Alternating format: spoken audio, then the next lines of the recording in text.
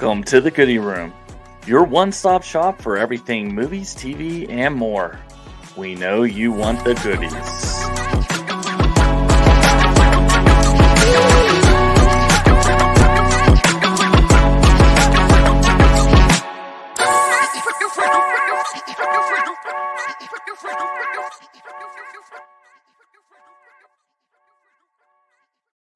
Welcome into the Goody Room. I'm your host, Matt the Nachos. With me always is the Barney Rubble to my Fred Flintstone, Frankie Rock. How we doing today, Frank? Good. I'll accept that title. Thank you so much. That one I like. I figured you'd like that one, right? Not like when I called you Anakin Skywalker.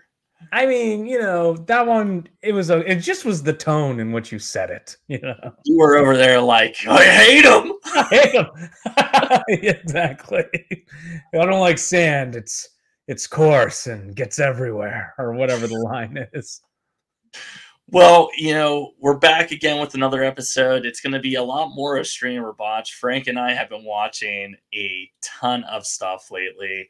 And hey, it just means more reviews for you people. Right.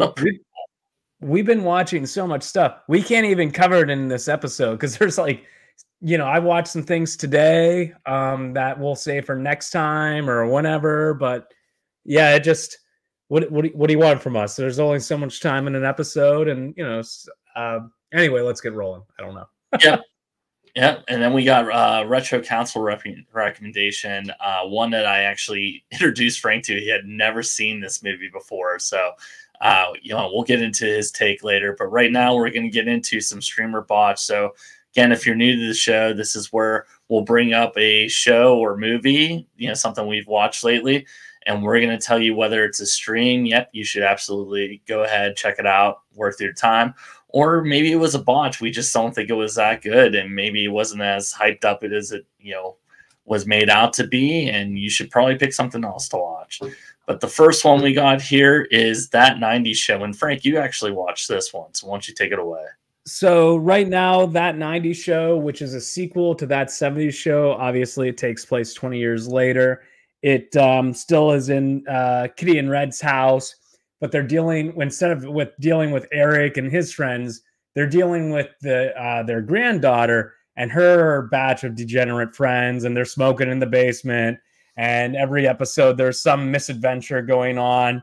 I think they do a really good job at recreating the style with That 70s Show. Continuing it on, you get to see legacy characters, but they don't overdo it. I think in season 1, you saw more. In season 2, it started to stand on its own. I will tell you, though, that all the new characters are funny in their own way, no doubt. But Kitty and Red still steal the show. They are the best part of the show. That and the music, of course. Matt and I grew up in the 90s, so it is really hit home. It really hits the right notes for me. But it's funny. The episodes are only 20 minutes long. It's pretty mindless. One of the great things about it is, there's not too many of these sitcom-esque shows anymore. There used to be everywhere.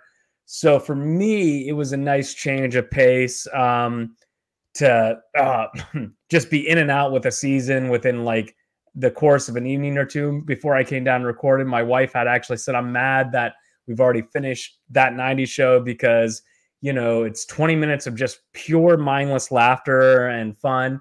So if you were a fan of That 70s Show and you're like, ooh, I'd like to see what happens after that show has ended, it definitely is for you. It's streaming on Netflix. There's about 2 seasons and I think 16 episodes, which, goes by really quick. So I would absolutely recommend it. It's a stream for me. Thanks. I didn't know if I was going to get a word in there or not. Yeah, it's all right. Well, hey, when you put my head as the full screen, I just assume you got nothing to say. But anyway, go ahead. You got questions or statements? By all means. No, yeah, it's whatever. It's I was just gonna say, hey, I grew up watching That 70s Show. I was a big fan of that show. I really enjoyed the humor. I remember you telling me about this when I was out there visiting Frank this past weekend. But I totally forgot, so I'm glad we're actually talking about it again because I'm gonna go check this out. Yeah, I love the 90s we grew up in it, so I'm curious to see like how that plays in. The fact that they still got Red and Kitty kind of playing their parts is hilarious to me. You know, in the first season, when the granddaughter arrives and she obviously makes friends, and the kids start coming into the house again, you know, Red like walks in the kitchen, Kitty's feeding him, and he goes, "Oh, don't feed them. That's how they started gathering here the first time." And you know, there's just like jokes like that. And Red is still Red. Red has not changed a beat.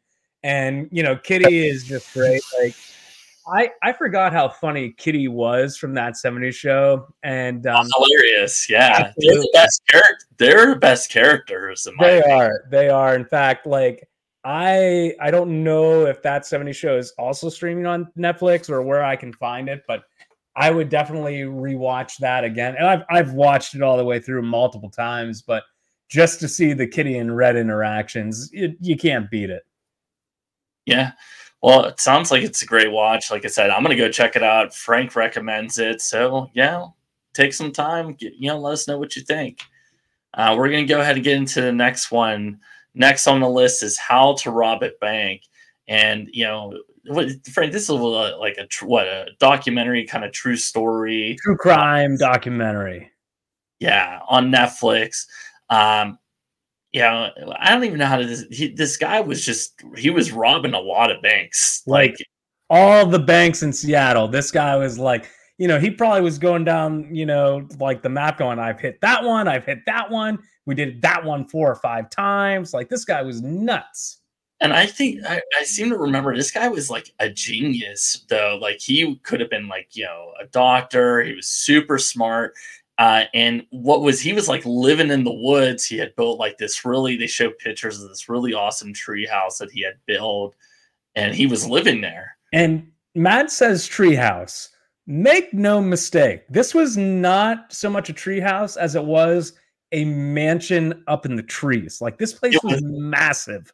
It wasn't a tree house. It was a house in a tree. That's right. Like how he was able to figure out, and I know that like, we're focusing on the wrong thing. This man was robbing banks, but like just to show how smart he was able to figure out how to get this massive like manor estate up in the trees and like multiple stories across multiple trees. And just, I don't even know where you begin to think about something like that, Well, and I'm glad I kind of wanted to go here though, is because I want the people to understand like what kind of individual this guy was. Right. Super smart, very handy, right? Very survival like, and he starts kind of wanting a little. He loves adventure, adrenaline. I think, Frank, what's that movie? The Point Break. Yeah, it was very Point Break-esque. But like also, he's a fan of Point Break too. That was like his movie. Yeah, but like on Point Break, on top of like, I want to say there was a 5-minute section of because they're interviewing his partners and friends, and they're all saying like he just got really bored one day and was like, "Let's rob some banks." Like it takes a very particular like complex mind just to be like, we're not only going to do this, we're going to be successful at it as well. Yeah, and actually the first couple of times it wasn't successful. It was a complete disaster. And he went back and did more research on like, I think they had a bank teller, like someone who had worked in the bank, come in and literally tell them the people to ask for, the things to ask for, right? She had given him a book of like all the correct terminology, things like that.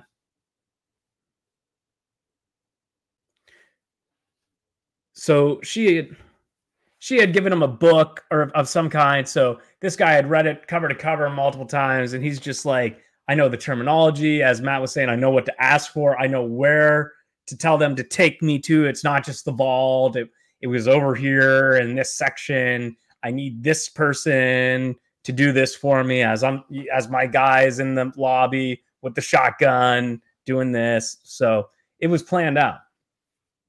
Yeah, he had literally the inside information, and they were even like planning out like the cars to swap. Like they were scoping these places out. They knew where the police were going to be.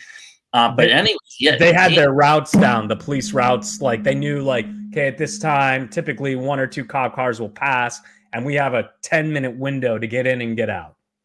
Yeah, and so as they got more sophisticated, they started, making it a little bit more. And he got away with this for years. Yeah, because he would go and get a lot, right? He'd rob a few, banks, take money. He's living in the woods, so he kind of just hanging out there. He doesn't have like a physical address, right?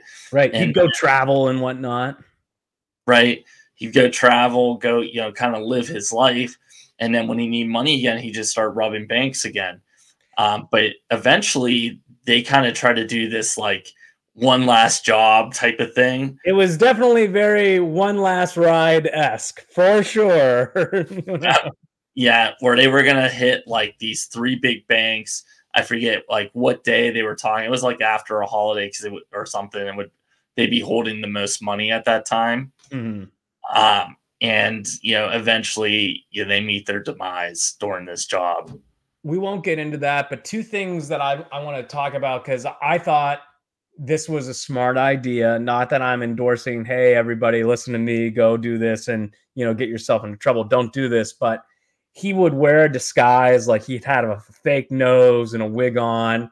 That way, when he left, he would be able to tear it off and change his look, just in case if someone saw him, be like, that wasn't me. That was the dude with blonde hair. And they ended up calling this guy Hollywood. That was his like criminal nickname. And, his friends and his sister talk about how he had saw that on the news that they started calling him Hollywood. And it just made his ego even bigger. And it almost fueled his fire. Like, well, if you want Hollywood, I'm going to give you Hollywood. So that's when he started getting like more intricate and more, what's the word I'm looking for? Consistent, not consistent, but he was robbing banks more frequently.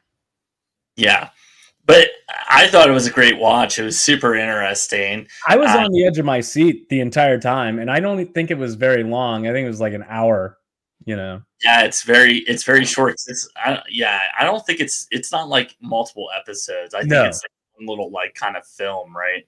I was shocked though, because I typically Netflix with their documentaries, it's like 3 or 4 episodes. So when it was like getting toward the end with his demise, I was like, well, what are they going to talk about in episode 2? Well, there is no episode 2. So, don't be alarmed. It's just one and done, Yeah, right. But I think it's worth the time. It's a stream for me, Frank. It sounds like a stream for you too. Absolutely. I know our non-sponsor watched it, and he endorses it as well.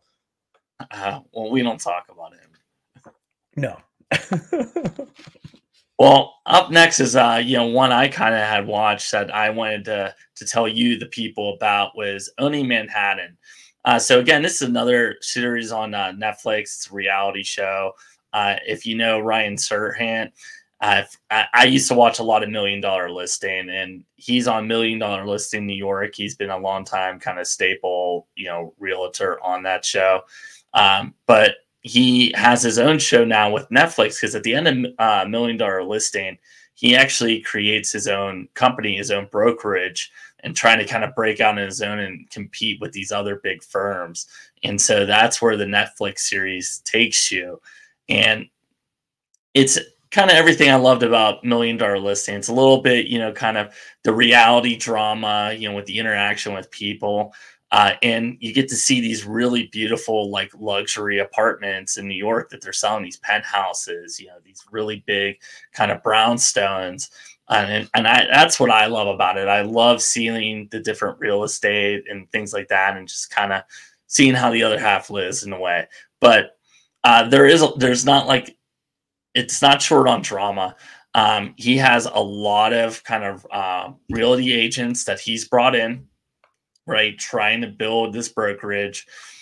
He has one of his big kind of people, they actually leave for another firm because all these firms see how much he's growing and they're trying to take all his talent away. So they're offering them better deals to come to their firm and sell real estate for them under their brokerage name than under his.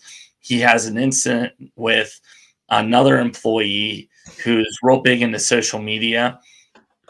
actually spreading, like, kind of being a bit of a bully, which is not cool, right?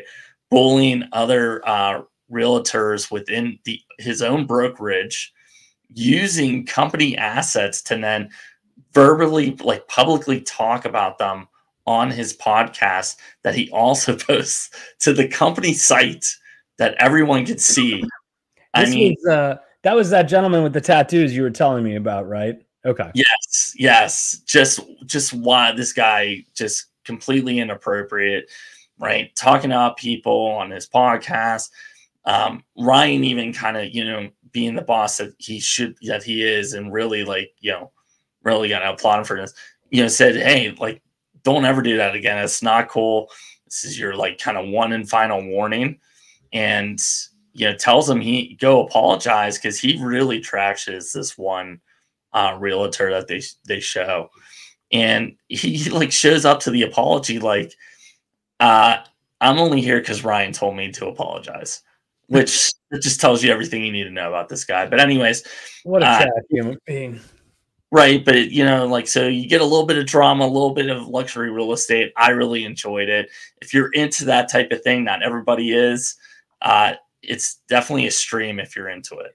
You telling me about it, I feel like you're like, Frank, are you watching it or not right now, gun to the head, so to speak? I'm probably going to say no, but I have a feeling there will come a day, like wintertime. I got a baby on the way, so there's going to be time for me just like kind of just sitting. I'll see it on Netflix and be like, all right, let's see what the idiot was talking about. And all of a sudden, I'm done with like the first season or whatever. I mean, I like stuff like that, right? Oh, I'm yeah, actually we all watching. do.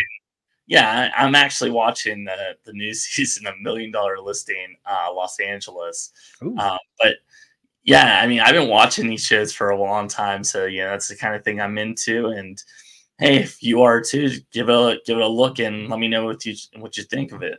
I have my opinion on what I had just said, because there's been multiple times Matt has suggested shows not like this, but in a similar vein. I'll use Storage Wars, for example. Like, Matt, back when we were living in the apartment together, you were like, oh, you've not seen Storage Wars? And I said, no, I don't think I'd like it. All of a sudden, like, I've moved out. I'm at home with my parents, and they're like, what are you watching in there? And I was like, Storage Wars. I will not be missing an episode, and nor will you be talking as the episode's happening. So shh. So Matt knows with these type of shows, like he finds these hidden goodies. I have a feeling Owning Manhattan is probably one of these hidden goodies, but I'm just going to hate on it just because it's Matt suggesting it, even though I know I'd probably like it. There you go. You heard it from the mouth himself. That's right. Hating on it because I said it. Exactly. All right. Well, the next one, it seems like these are all on Netflix. This is just Netflix, Streamer Botch Netflix edition. Don't even post the episode number when you post this. Just be like, Goody Room Netflix episode. That's exactly what I'm doing. I've decided. But the next one, I mean, like, how could we not talk about this? This just came out on Netflix. Beverly Hills Cop, Axel F. Frank, I really enjoyed this. I enjoyed it too. But for those of you not in the know and you're like, wait, Axel F, this is Beverly Hills Cop 4. Okay. So there you go. I think Matt enjoyed this more than I did. I enjoyed it. Do not get me wrong. But like, I'll let Matt talk and then I'll get into, I don't have issues with this by any stretch of the imagination. I liked it a great deal, but I just think that this is one of those series, we've had the first 3 movies throughout the 80s and 90s. It's went away. We've always been hearing like, oh, it's stuck in development hell, or Eddie's not ready, or they didn't offer Eddie enough money. It's always like some issue with Eddie, which I get. And then we finally got the reboot. There's been so many franchises that have, the 4th one or the legacy sequel finally comes. This was very well done for me, but there were other legacy sequels I liked a little bit more. But anyway, this was still good. Go ahead, Matt. Go ahead. No one cares. We're talking about this one, all right? So all right, fine. It's not the best movie ever made, guys. All right. It's not what we're saying here. We're saying this was a fun movie that had a lot of jokes and was a good watch. Right.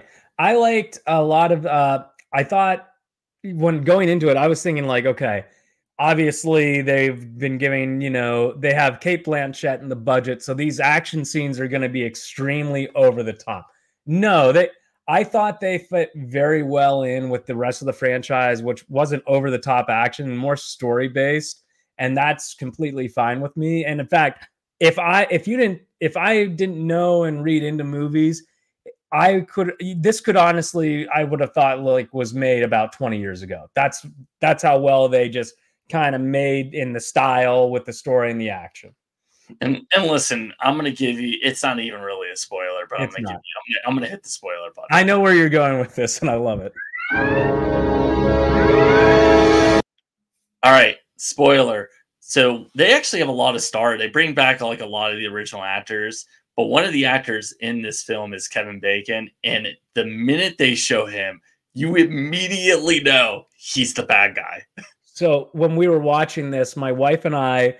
And when they show him, he's not even like the main focus of the scene. He's like sitting in the corner, just like hanging out. And we see Kevin Bacon, and my wife and I both look at each other like, oh, he's the bad guy. And what they do with him, it's like clearly like in the 80s and 90s style of villains. There's like a later scene where he's up on like this bougie bar rooftop with his minions. He's drinking a mojito, and he was literally like, let me tell you my plan. And like, it's that type of villain, and it's so cheesy, but like it's not completely over the top, but it's just like, oh my gosh, like they are just rolling with the style. And I like how they committed to that and didn't try to like update it for today's audience with like, well, this is how action movies are made today. They're like, no, we're doing it exactly how we did it back in the day. You have to stick with that style when it's this type of movie. But whenever, is it weird that when I hear the word mojito or I see a scene with someone holding a mojito, I think of Thank You for Smoking, when they're having mojitos and he's crushing the mint, or like, I know it's a mint julep, but like I always think of mojito because of the mint part. I always think of that scene. But anyways, I always think of Die Another Day with Halle Berry, and Pierce Brosnan's like mojito, and he says it like, I don't know if this man has ever pronounced the word mojito in his life, but that I know for a fact that's certainly not how you pronounce it. Yeah, that's a good one too. But like the other thing that gives it away as well is, get this, he's the head of the narcotics division. Like you automatically know, okay, it's drug related. He's a dirty cop. Blah blah blah. Like. And he looks like it. Like they take no time to like try to like, dress him up or like give him no scenes where he's like, I'm really here to help, or try to like hide the fact that he's the villain. No, like, from the moment you see him, it's like that guy is crooked as the day is long. Like, look at him. But anyways, yeah, I really, again, I thought it was a fun watch. I enjoyed the jokes. There's a lot of them. And I'd say it's a stream. It's a stream for me. And, Eddie Murphy, I will never not like Eddie Murphy. I even like him in his bad movies, but this is a good Eddie Murphy movie.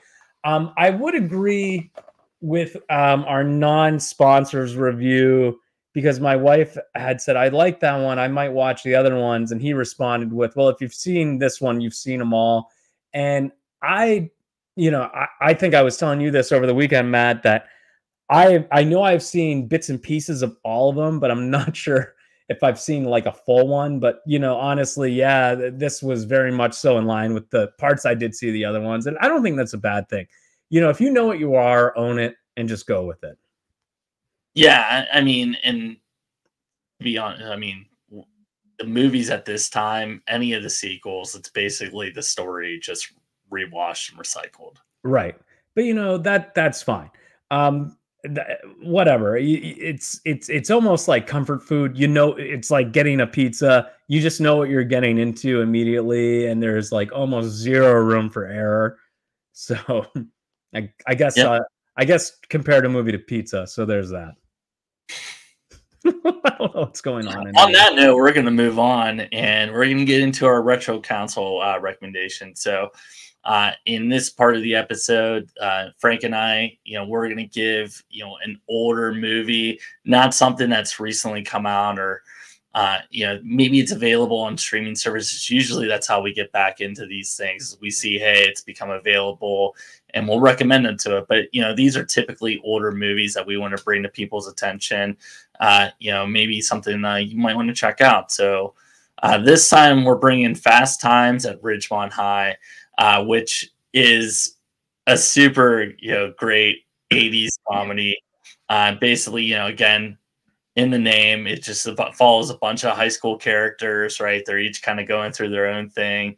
One trying to get with the girl, the other girl's trying to kind of come into like her own and be mature a little bit faster than, maybe his life intended.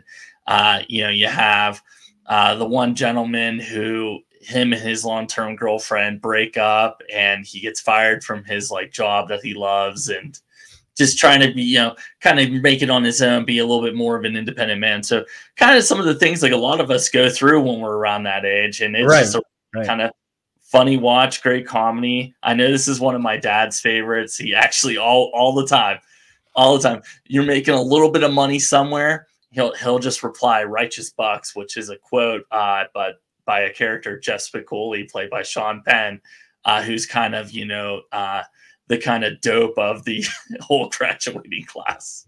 He's the guy that anytime I've seen anything from this movie, Spicoli is the guy that's on the poster. And, I feel like everybody, even if you have not seen the movie, you've seen Spicoli somehow, somewhere. But as Matt was kind of hinting at the beginning of the episode, Matt had always talked about this movie. I had seen like one or two scenes on, like TV or whatever. I've never had sat down and watched the whole thing until a few weeks ago, until he said that it was back on Amazon Prime. My dad, he had also said, "Oh, hey, I saw that it was on Amazon Prime. Very funny." And he had made reference to it. And I said, "Oh, I don't know what that's from." And he goes, "Fast Times at Ridgemont High. Like, you're the movie guy. Figure it out." So I ended up watching it. And, it's known as a classic. And about 5 minutes in, I kind of thought to myself, I was like, so far, I'm not really impressed.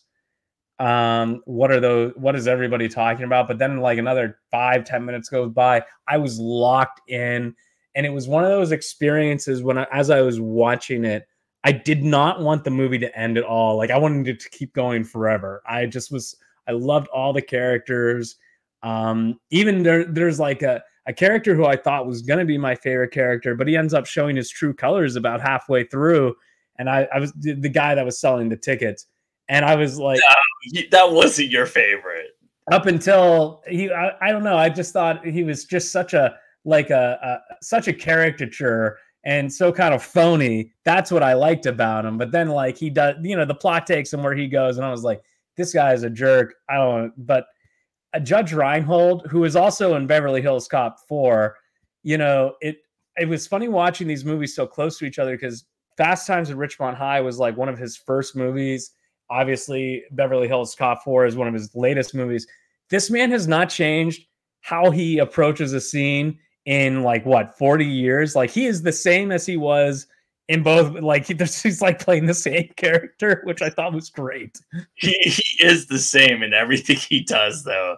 But he's great. I love him in Fast Times at Ridgemont High. I loved how every time we see, he's the guy that's like trying to make more of a man of himself and with the job. But I love how every time, because he's not like the main character, but every time we see him, he is working a completely different job. And I love how after a while, we don't even see like how he was fired or like, oh, you just know like something had gone wrong.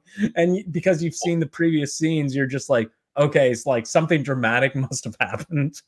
Yeah. So what happens is he gets his buddy wants a job at All American Burger where he works, so he gets him a job, and his girlfriend works there too, and they kind of just break up, and or they break up in a scene like shortly after that. But basically, his buddy that he gets the job there has to go to the bathroom, asks him to run the register, and this guy tries to make a return because it says like your money back guarantee, and he's eaten like the entire breakfast, right? And so he's trying to tell him about the procedures, like a form you have to fill out, and they have to like mail it in, and he's trying to find the form, and the guy just kept pressing him, and he, uses, he swears at the customer and ends up getting fired. So then he works at this place called the Shrimp Shack or something like that. He's dressed like a pirate. Yeah, it's some kind of pirate thing. I forget what it's called, but he's dressed like a pirate, and he has to deliver like all this food to like a company who made like a bulk order. And he's eating this like disgusting fried food, literally pulls it out of his mouth, chucks it out the window, chucks all the boxes, chucks the hat out the window. He's just done. He's done. Yeah, he's done. And then they show him working at 7-Eleven at the end of the movie, because that's like his next job. I think we could probably do a whole episode on Spicoli and how great Spicoli is as a character. And I think one of the greatest things that they did was they didn't overuse him. It kind of got to the point with me, he would show up in a scene. It was awesome. Definitely probably the best character in the movie.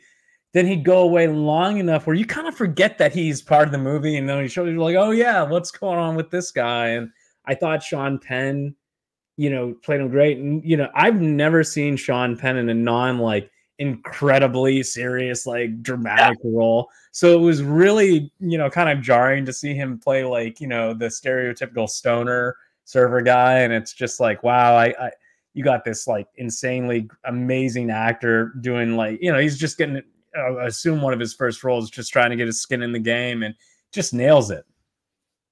Yeah, I think my favorite scenes in the movie are with him and Mr. Hand. Absolutely. Absolutely. Those are the top tier right there. Right. I always make that joke all the time. When we're out to dinner or someone orders pizza, I purposely do it in front of my dad, because he'll know what I'm talking about. And I'll be like, yeah, I just thought we could have a little, feast on our time. Just certainly nothing wrong with that. Right? Yeah, certainly not. I think my favorite sequence is when he's with the quarterback's younger brother, and they steal the quarterback's car, and linebacker. Yeah. What's up? The linebacker. Yeah. Forrest Whitaker. Yeah, it's Forrest Whitaker of all people.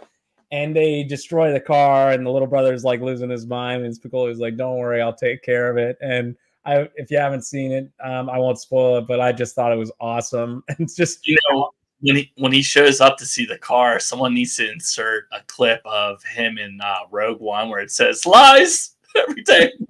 More lies. Yeah, no. And this is, I get to a point when I hear about movies like Fast Times at Ridgemont High, not all the time, but they've been out so long. I'm going to use The Goonies as an example. I had waited way too long before I had watched The Goonies, and everybody just kept blowing it up to the point where it's like, I don't even want to watch it. And then when I do, when I watch The Goonies, if I had watched that as a kid, I'd probably have loved it. I thought it was just meh. But with this one, it was kind of similar. Everybody kept blowing it up. And then finally I watched it, and I'm so happy I did. I can't wait to watch it again and watch it with my wife this time. Maybe Matt, watch it with you. We'll just enjoy it together. Who knows? But it's absolutely one that you need to add to your list if you haven't seen it. Even if you have seen it, watch it again, enjoy it. It's getting, the world gets a little too serious sometimes. And this movie definitely takes you out of that for at least an hour and a half, and you just laugh and listen to the great soundtrack too. Well, yeah. Hey, Frank, some good news, because I really enjoy this movie. I actually bought it, and it's on my Movies Anywhere. So I don't have to run the risk of not having to see it when Amazon's like, okay, we're too cheap to pay for the rights. It's going away for a little bit. That's why I bought it, because this is literally one of my favorite comedies and something that I watch on a regular basis. So yes. Well, good. I did the same thing, because my wife's favorite movie is Airplane, and at least once a year she gets in the mood to watch it. And every time we were doing it, it was like we'd spend an hour trying to find which app it was on. And I finally said, I'm tired of this. And I bought it, and I said, it's forever on Amazon for us. Yeah, but it is a great comedy. I always, like I said, I've recommended it to Frank for years. So when he finally watched it, I was a little shocked. But typically, this is kind of how these things have gone though. I've always given you kind of these older 80s movies to go check out. Right. Well, all the old 80s movies that I watch typically aren't your speed or your like, so I don't even waste the time and recommend them. Like for instance, remember when you were oh shoot, you were wasting your time watching something and I posted about it. What were you watching that I thought you were wasting your time with? There's been a lot of things, so it's hard Right. to pinpoint one. But like I actually posted it on the old Facebook page, like because so many people read that. And I had finally watched this old movie from the 70s called Sorcerer, which is William Friedkin, who directed The French Connection. It's like his other one that is higher ranked but less well known, and I loved it. I thought it was great, but like I just knew as I'm watching this, I was like, I will never be able to talk to anybody about this because no one else would have gone out of their way for it like I did. And certainly you would not like this movie. Like I'm watching and thinking like Matt would hate this. So I can't even recommend it to you. Yeah, I'm trying to think if there's anything but comedies like that I like from the 80s, but that was like I think like one of the peak times for comedies. What are your thoughts on? Because for me, and I know we're on topic, off topic, well, whatever. We're ahead of schedule anyway. We can talk a little bit. I think for horror, the '80s was like peak horror. I think the horror movies from the '80s are like outstanding, specifically with their special effects because they were still like it was. No one was using CGI. They were really had honed in on the practical effects and the miniatures and all that. And I just think that really sells it for me. What are your thoughts on 80s horror? I'm not a big horror guy, so I mean, what's like a movie you're thinking? I'll give you my two all-time favorites. Hands down, Jeff Goldblum's The Fly, and then John Carpenter's The Thing. I think those two movies are just like outstanding with their visuals, special effects. Story is good. I think tension in The Thing. I purposely only watch it every couple of years because I like to forget because it's a lot of like, well, who's the alien now? Or you're in the dark and but with The Fly, I just think it's like a very gothic operatic movie, and you got Jeff Goldblum, Gina Davis, they're great. Another one that I had, it was kind of like my wife for years was like, I can't believe you haven't watched Poltergeist. You need to watch Poltergeist. And I was like, I've just not been in a position to watch it. I finally watched it and I was like, oh, I would put this right up there with The Fly and The Thing. One I know that you're terrified of.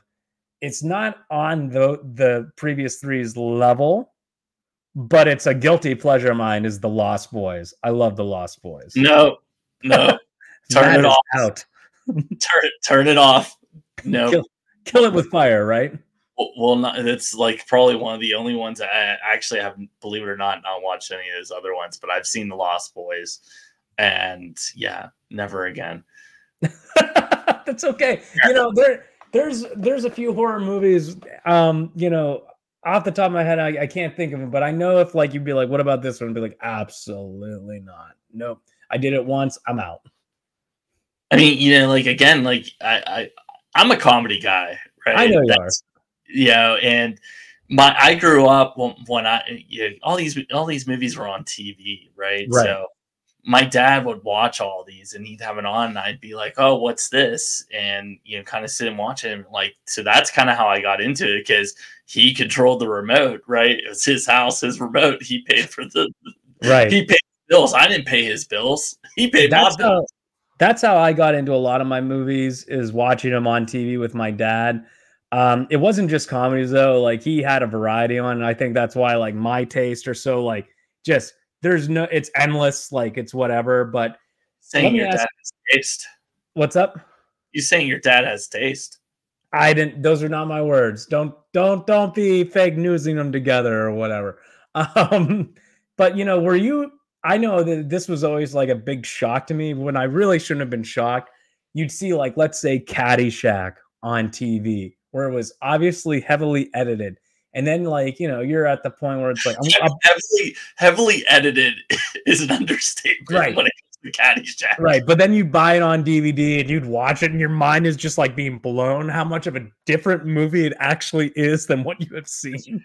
it's like watching the theatrical version of Justice League versus the Snyder cut of exactly. It's just two completely different movies, but I don't know why. Like for a while, like I was always like taken aback, like, oh, there's a lot of swearing in this movie, you know? Yeah, yeah, you know, like you bring up and like a lot of the retro Counsel movies we've done that are from the 80s, like Blues Brothers, right? We talked about Ghostbusters. Oh, so good. What are some of the other ones that we put on here? Have we talked about Back to School? I don't know if that's been one yet. We have not done Back to School, but obviously, Coming spoiler to a alert, retro Counsel near you. right? Back to School is coming. You know, the Triple Lindy is on its way. Okay. Yeah, but you know, I actually the next episode though, we already got one that we need to kind of bring up. We've talked about it. We actually watched it this past weekend. Yes, and you know, it was funny. It just was like I thought we were all together. You know, obviously we've been talking about this past weekend. I had Matt, my dad, my brother, and two of our other friends come out, and we all hung out. Friday night was pretty low key, so I thought, oh, let's watch a comedy together. And I picked, you know, what will probably be our next retro Counsel. And it was funny. Everybody in the room was like, we haven't seen this movie since it came out, and it's 20 years old. Like I remember when it was seeing the trailer for it, and here we are 20 years later. And the DVD copy I have is so old, it doesn't even format into my TV screen anymore. So just to let you know that this movie had some dust on it, okay? So yeah, so that was oh man, that happened. Right, because TVs are not made for like yesteryear's movies. They're like, not. No. They're not, right? Way different screens, formatting, everything. And so that happened. I pulled up, and it immediately brought back memories when I wanted to watch Gladiator. Like, years ago. So I had it on DVD, and I put it in the Blu-ray player. Right, put it in. I made it to the main menu, and I go, "Oh no, this won't do." Immediately took it out, bought the digital Blu-ray version of it just because I wanted to watch it that bad. And that's how I felt for Frank this weekend. You know, and it just was like, I won't give the movie away, but you know, I immediately was like, okay, well, let's just see how much it is on Amazon. It was like $15. It was like, that's a bit too pricey for this movie. Like I would have gone like $8-10 hands down, but 15, I was like, the line has been drawn. You know? Oh yeah, man. Yeah, that's no, not right. For that. It will be way cheaper another day. Any final comments about Fast Times at Ridgemont High? Absolutely watch it. Absolutely watch it. You know, I great recommendation, not only from you, but also my dad. Thank you guys. Appreciate you. Yeah, you're welcome. I've been recommending it to you for years. But hey, remember to like, follow, and subscribe. You know, it really helps us out. You know, kind of, you know, as they say, the algorithm, right? The algorithm out there, right? The algorithm.